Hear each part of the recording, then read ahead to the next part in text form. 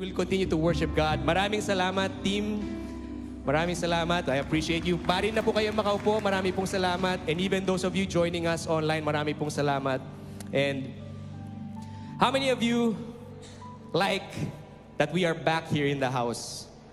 No, parang nagbakasyon tayo ng hindi naman bakasyon, no? We just went out. But then again, yung mga pagkakataon na yun ay talagang napakaganda kasi as I am trying to remember, yun yata yung unang pagkakataon na last week na nag-church ako on a Sunday na hindi dito. You know, we've done evangelistic crusades and all of those things, but never on a Sunday. But then again, it's just amazing how the Lord works and how the Lord provides and the Lord opens doors for us. And I believe na hindi yun ang huling pagkakataon na tayo lalabas, na tayo ay magpupuri sa Panginoon sa kalagitnaan ng mall habang yung mga tao nagsha-shopping. No? They were hearing the music and they were being, drawn to it and praise God for that. And, and I also wanna, congratulate yung lahat ng mga nabaptize, no? Napakagandang picture para sa atin. And I want to encourage you, church, that, when we do things like this, it's not just for the sake of doing it, but there is a significance to it. Kagaya nga sinabi ni Pearl kanina na, tayo ay nakikiisa kung ano yung ginawa ng Panginoon sa buhay ng bawat isa. That when they got baptized, na sinasabi nila na, today, I'm choosing to declare that I'm a follower of Christ. And that is an amazing, amazing thing. And every one of those people that were baptized, kasi ako po yung nagtuturo ng water baptism sa mga klase natin, kaya it has a special place in my heart. And if you want to get baptized, Cyrus the baptizer will at your service. I can definitely do that for you. But today, binigyan ako ng pagkakataon para makapagbahagi ng salita ng Panginoon. And, I just want to also honor yung ating mga pastor na nasa harapan. And every time, palagi ko po talaga sinasabi ito na pag ako ay nagsasalita, bakit ako? Ba't ako? Nagiging paniki. Bakit ako? Kasi marami naman tayong mga leaders. But then again, it's also good. Alright? Yan. So, today, I'm gonna share a few things and I believe that this is the heart of our church. Ito yung hindi lang heart ng ating church, but this is also, the heart of our God. No, na yung kanyang desire para sa bawat isa, para sa atin. And, ang Panginoon natin is a God of relationship. Naniniwala ba kayo doon? And also our God is a God of community. Even sa nature ng ating Panginoon, you can very see that the Godhead, 3 in 1, yung Trinity, God the Father, God the Son, Jesus the Son, and the Holy Spirit. Right? So Trinity. So even within God, there is a community. If I can say that, kung tama, no, Pastor Edwin, i-correct nyo na lang po ako kasi si Pastor Edwin po yung ating pong theologian. But then again, it's in God's nature to be in community. Alright? So kailangan natin maintindihan yun. And sinabi niya, na in Genesis chapter 1 verse 26, na tayo, di ba? Sinabi niya, let us make man in our own image. So tayong lahat na nilikha ng Panginoon, tayo ay ginawa sa kanyang wangis. Tama po ba? Sabihin nyo nga sa katabi mo, you are made in God's likeness. Kung hindi kayo naniniwala, just say. No, but we are all made in the image and in the likeness of God. That's why, kailangan natin na maintindihan na if God is a God of relationships and God is a God of community, then it goes to show also that we, being the created of God, that nature, that DNA resides in us. Tama po ba? Napaka, di ba, parang simple na deduction, kumbaga logical reasoning to say that we are created in His image and in His likeness. All right? And we all know in Genesis, di ba, when God created all of the things, ginawa niya yung lahat ng puno, ginawa niya lahat ng mga hayop, ginawa niya lahat ng mga isda, and all of these things. And then, at the end of it, He created man. Di ba? So, and then when God created man, sinabi niya, Ito, Genesis chapter 2 verse 18, sinabi niya, pagkatapos sinabi ng Panginoong Diyos, hindi mabuting mabuhay ang tao ng nag-iisa. Kaya igagawa ko siya ng kasama na tutulong sa kanya at nararapat sa kanya. So even when God created the first man, Adam, and He said, and Pastor Edwin mentioned it this morning that lahat ng ginawa ng Panginoon, sinabi niya, it is good. You know, He created the trees, it is good. He created the giraffe, it is good. He created the whales, it was good. But the only time that God said that it wasn't good was when He saw man and He said, it is not good for man to be alone. Diba? Yun ang kailangan natin maintindihan. So bakit niya sinabi yun? So sinabi niya, igagawa ko siya ng makakasama sa buhay. Yan. So everything that God created is good, but it was not good for man to be alone. So God created a suitable helpmate. Yan. So sa lahat ng mga may asawa, kayo'y makaka-agree dito, no? As I saw my wife come in, she is my better half. She is rib of my rib, flesh of my flesh, bone of my bone. No? Kailangan ko sabihin po yun. Hindi po, biro lang po. Yan. Yan. So, ang solusyon ng Panginoon, di ba? Gumawa siya ng tao para makatulong. Yan. And, you know, creating someone to be with you, it addresses certain things. So maybe siguro si Adam, I don't know, baka nung siya mag-isa pa lang, siguro nalulungkot din siya. Kasi parang, you know, I have all of this dominion that God has given to me, but I have nothing to no one to share it with. Pero mabuti na lang, before God created Eve, napangalanan na ni Adam lahat ng mga hayop, lahat ng mga bagay, kasi baka nagkaroon pa ng mahabang diskusyon. Anyway, that's just a joke. Kung nag-get o yung mga sa front row, tumatawa sila. Sabi nila, Pastor Cyrus, get on with it. Alright? But yeah, so, you know, as I was thinking about this, and yun yung isa sa mga bagay na kailangan natin na maintindihan na minsan, kailangan natin maging konektado to someone. And there are times, and I don't know about you, I remember when I was living overseas, when I was studying na, mahilig ako mag-isa. Sino mahilig sa ganun? Yung parang masaya kayo na kayo lang mag-isa.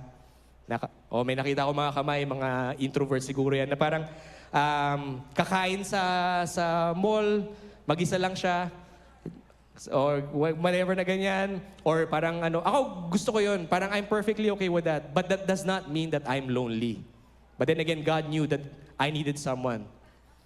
God, you know. But then again, that's sometimes yung disconnect, di ba, of feeling, kasi yung the essence of being connected, no? Na pag alam mo na konektado ka to someone or to something, it helps feelings of loneliness. And how many of us have experienced loneliness? Again, hindi ko sinasabing hindi masama mag-isa.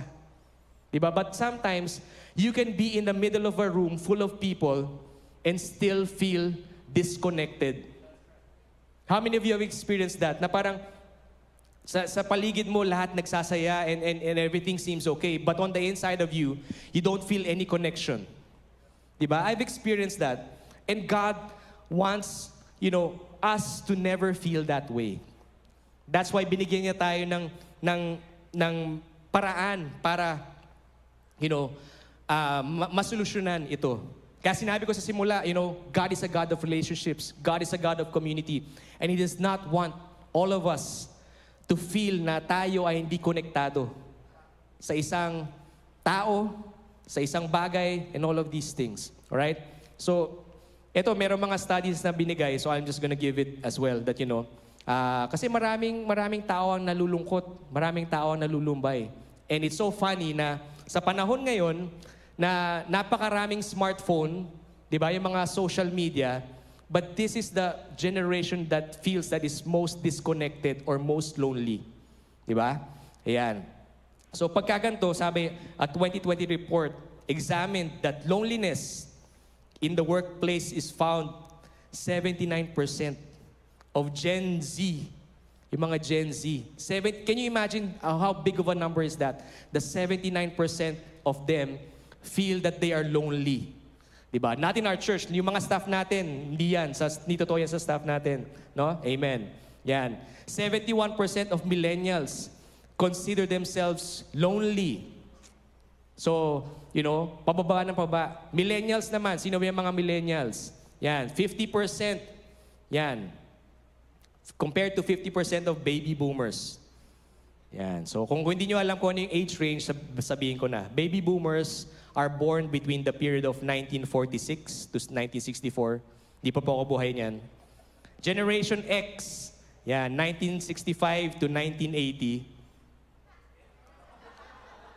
Tumawa po yung asawa ko. So, actually, ako po, this message is not about me. But I'm borderline. I'm borderline Gen X and Millennial. Kasi ako po ay pinanganak noong 1980. Di ba? Hindi halata, Pastor. You look so young. Yun ang gusto kong marinig. But then again, I say all of that to say this, that sometimes people try to find ways to combat that feeling of loneliness. Na parang naghahanap, kasi alam nila merong kulang sa kanilang sarili. Na parang kahit anong gawin nila, there is a need, there is a desire, there is something that makes them, want to connect. Kasi nga, kagaya sinabi ko, it's built in our nature. Because we are created in the image and the likeness of God. So there is the need for it. That's why people, yung iba ginagawa nila, they turn to mga addictions, yung mga bisyo, and all of these things, alcohol, drugs, tobacco, eating, exercise. So exercise can be an addiction. Shopping can be an addiction. Joke lang. Biro lang po. And all of these things. Kasi nga, they're feeling lonely and they think that doing all of these things helps fill the void of loneliness. No? So ang point nun, again, nothing wrong with all of those activities if done in the right measure. No? In moderation. But then again, pag naging sobra siya, nagiging addiction siya. Okay? So yan. And even in the Bible, marami ring examples ng people who underwent loneliness. O yung mga taong nalulungkot. Isa na, si King David. Alam natin, si King David, di ba? A man after God's own heart.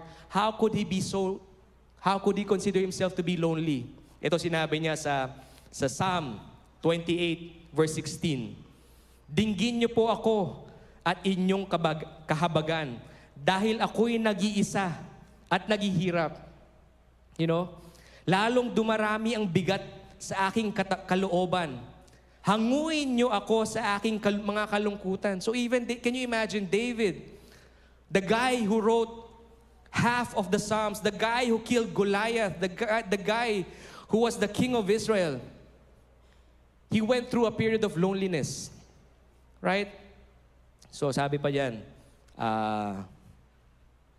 yan, tingnan nyo kung gaano karami ang aking kaaway na galit sa akin. Di ba? So, King David was one. Another person, in the Old Testament, si propeta na Jeremiah. So in the Bible, he is called the weeping prophet. Actually, one of the books that he wrote, yung Lamentations, o sa Tagalog Panaghoy. So, even he was, talking about all of these things that he felt like he was lonely because he was given a very difficult assignment na binigay sa kanya ng Panginoon. Sinabi niya na, sabihin mo to sa bansang Juda na kailangan nilang magbago, kung hindi, they would go. But then again, Jeremiah was like, all of the people are against me. I'm so lonely. I have no one. Why did you give this mission to me? But then again, God was with him as well. Sabi dito, Jeremiah 15:10, kaawa-awa ako. How many of you have said that? Kaawa-awa ako. I'm so kawawa.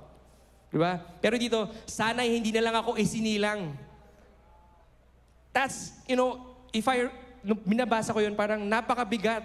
Like, how can Jeremiah wish that he was never even born?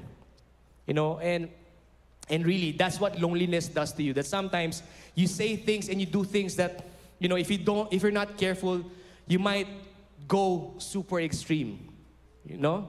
So sabi niya, sana hindi nila ako pinanganak o isinilang ng aking ina. Yan, palagi akong kinakalaban sa buong Huda. Wala akong utang kanino man at hindi rin ako nagpapautang. Pero isinusumpa ako ng lahat. Napakalalim, di ba? Can you imagine, sinusumpa siya ng lahat ng, you know, can you imagine the whole nation cursing you? Di ba? Kasi yun eh, the nation of Judah. You know, they were cursing him because of the message that God gave to him.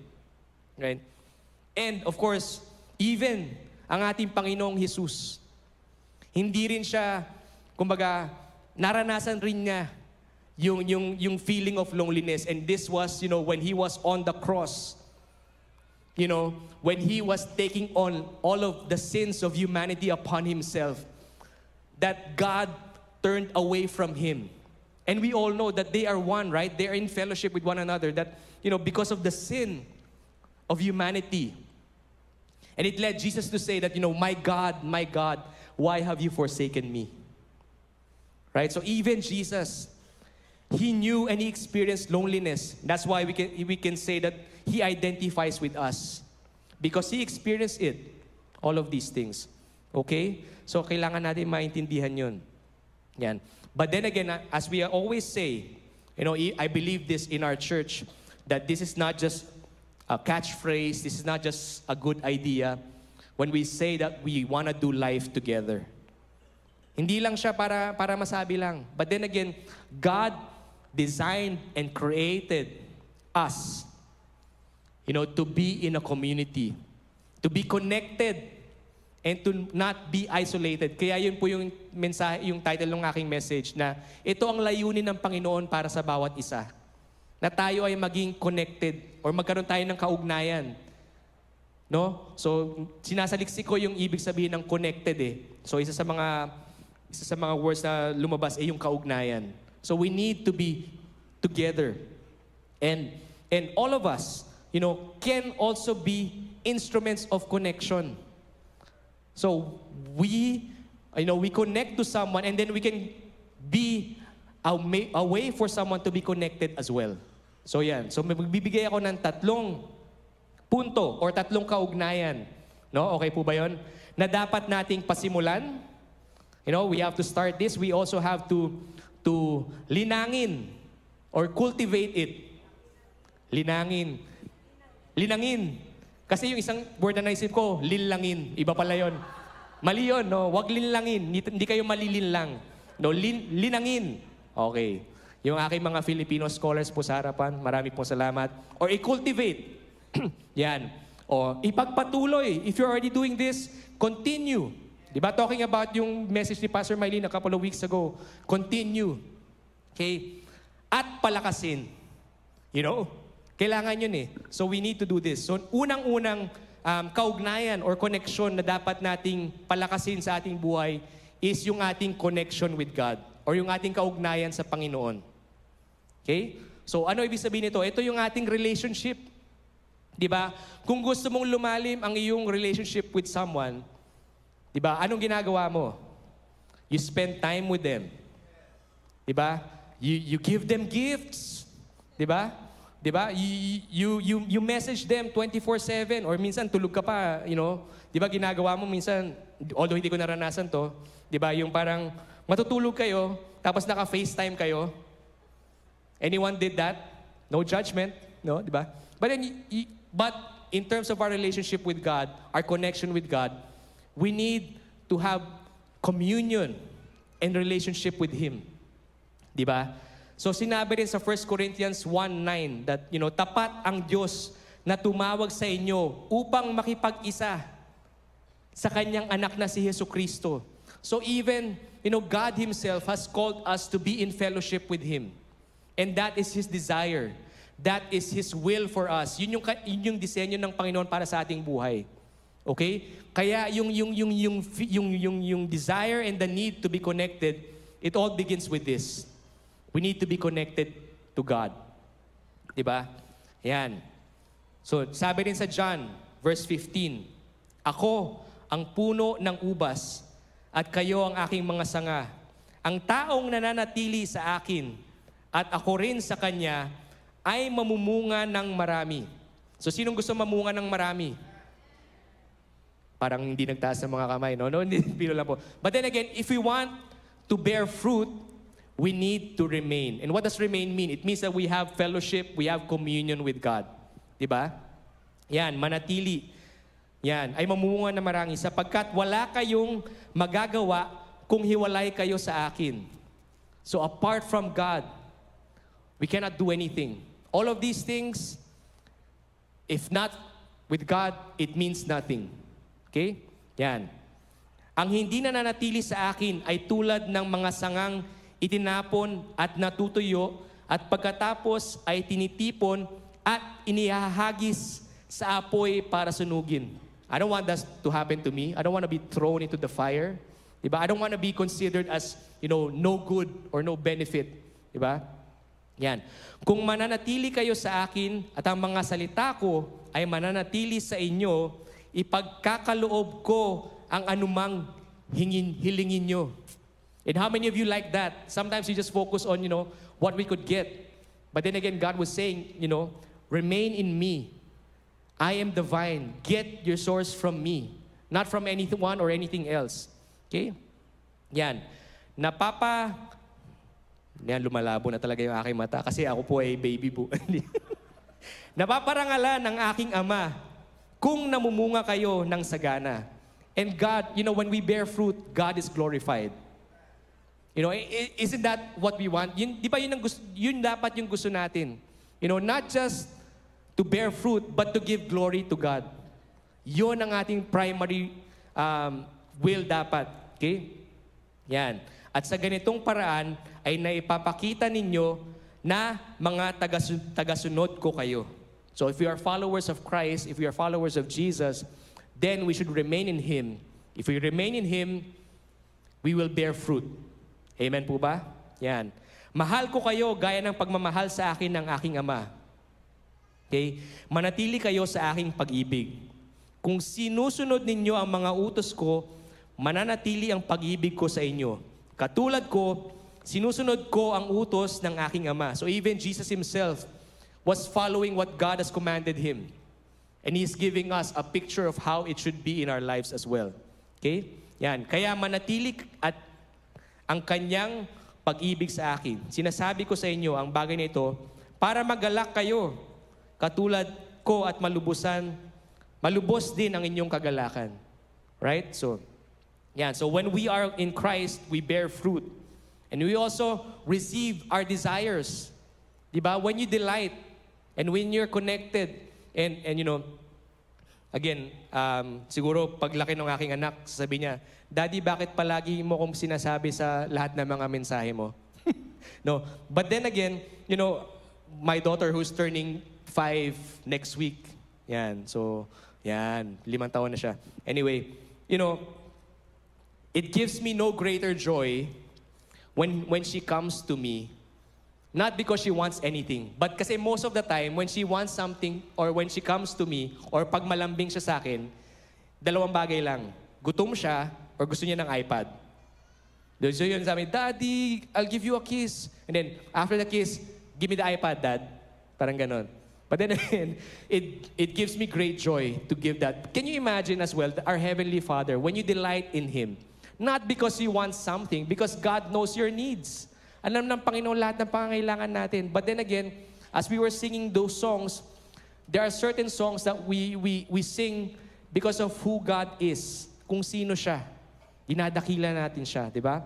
Yan. So we receive our desires and also the Father is glorified.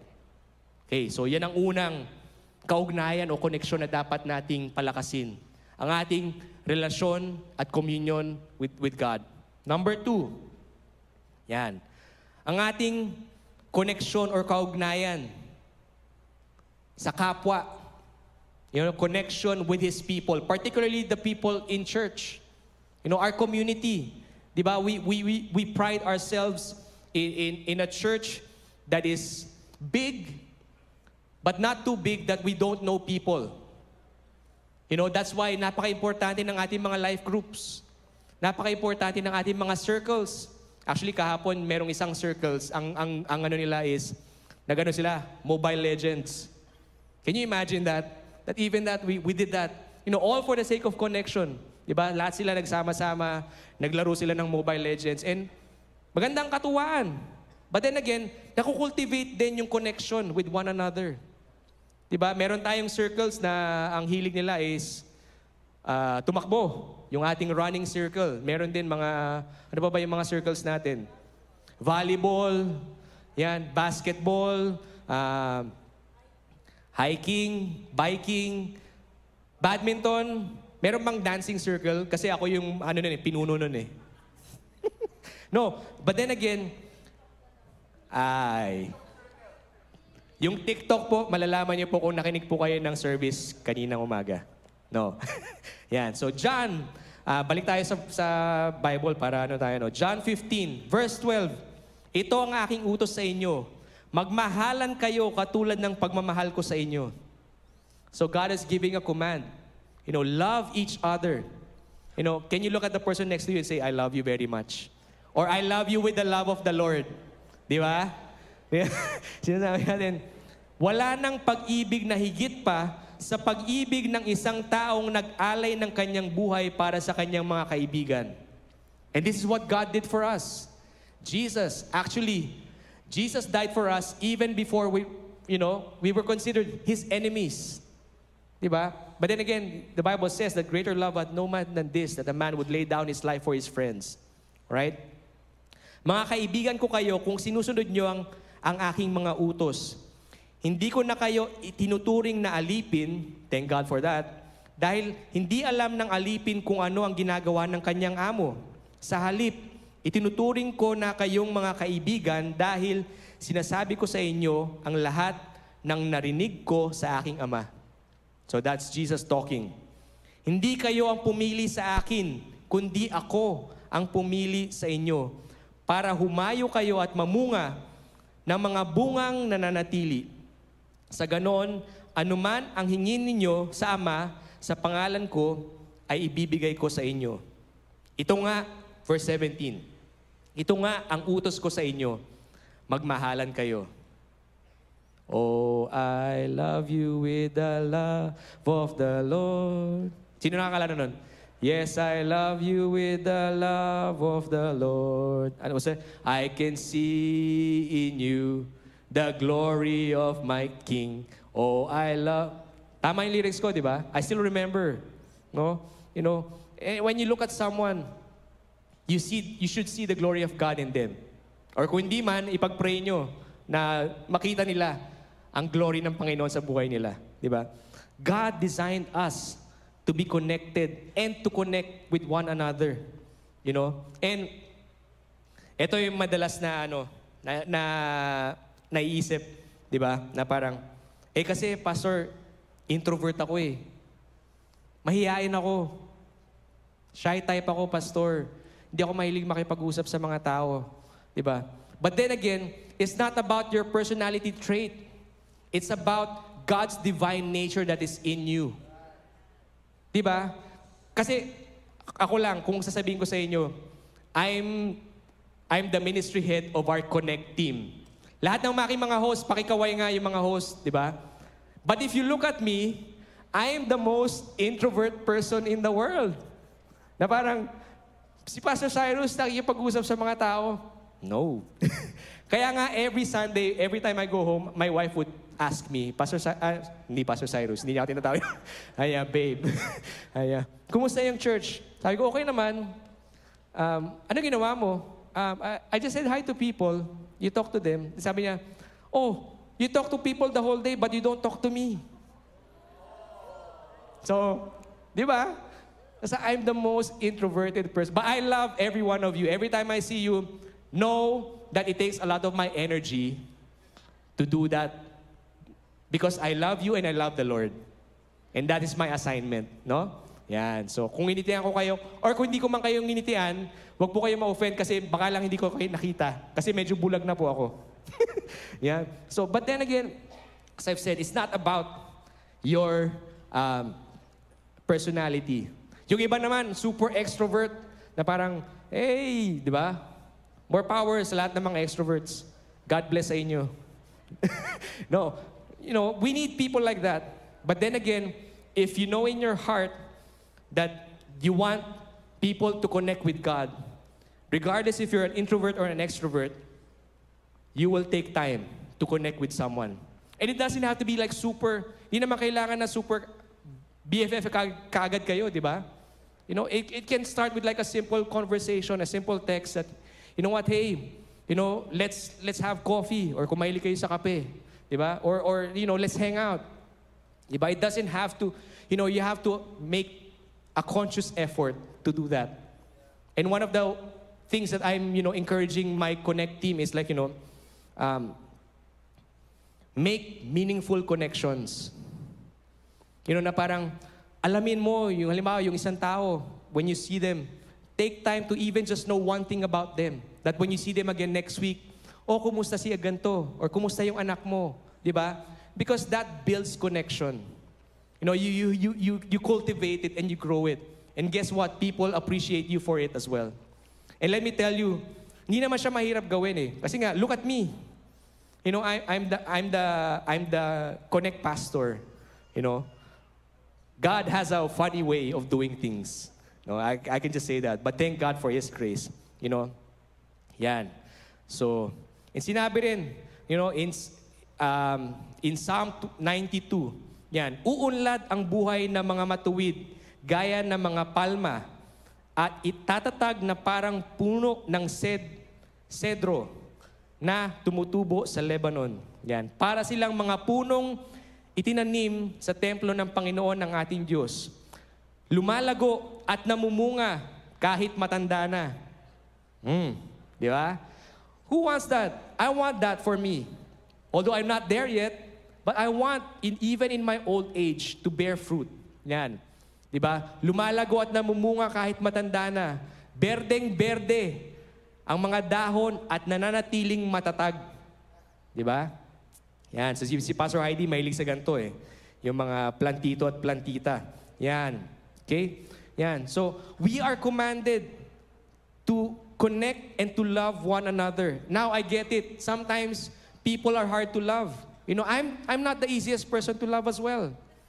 You know, my wife can attest to that. But we have been given a command to love and to connect with one another. You know, and we also have, you know, access to the Father, di ba? You know, the Bible says that if we're connected with Him, you know, we know what the Father's heart is, what the Father's will is, right? And then ang ating pangatlong connection or kaugnayan na dapat nating i-cultivate is yung, you know, connecting to the heart or the compassion of God. So anong ibig sabihin nito? Minsan, pagka ang natural tendency natin pagka tayo'y nalulungkot or nalulumbay is to isolate, di ba? To draw back, na parang ayoko muna makihalubilo sa mga tao kasi I'm going through something, di ba? But let me encourage you. You know, sometimes those are the best times for you to go out of your way to be a blessing to someone. Diba? Now, I'm not saying don't care of wag mong ayusin yung issue mo muna. Or take care of it. Diba? Diba? But then again, kasi minsan pagka we're too focused on ourselves, it's hard to see what other people are going through. Diba? You know, I want to encourage you, and I was thinking about this. Actually, I talked to Pastor Heidi about this just a few days ago na parang, I wanna volunteer in NLCom. Although I did that before, if I remember, but I want to do it again. Because I want to see that, you know, life is just bigger than myself. Life is just bigger than all of our issues. Yes, you know, don't get me wrong. God cares for all of our concerns. God cares for all of our issues. But then again, there should be a point in our life that we need to see that there is a bigger picture. And we are a part of it, and we are called to make a difference in the lives of the people, especially those that don't know Christ yet. And let me encourage you as well, that maybe, just maybe, kayo yung gagawing tulay ng Panginoon para maging pagpapala sa mga tao. And all you need to do is just step out of yourself, step out of your comfort zone and say, you know what, God, I have issues, but I give it to you, but I'm gonna give my time. I'm gonna give my attention. I'm gonna give, what I can give. It can be a small thing, but then again, if we look at it, the heart of God, the compassion of God is all about people. No? And we, as a church, and I'm speaking this, for those that consider themselves follower of Christ. At the core of it, tayo dapat, ang ating goal, of course, is to please God, but also to follow His commandments. And one of His commandments is to love one another, to show love to those who have not known His name or don't know who He is. And when we do that, we connect with His heart and with His compassion. Amen po ba?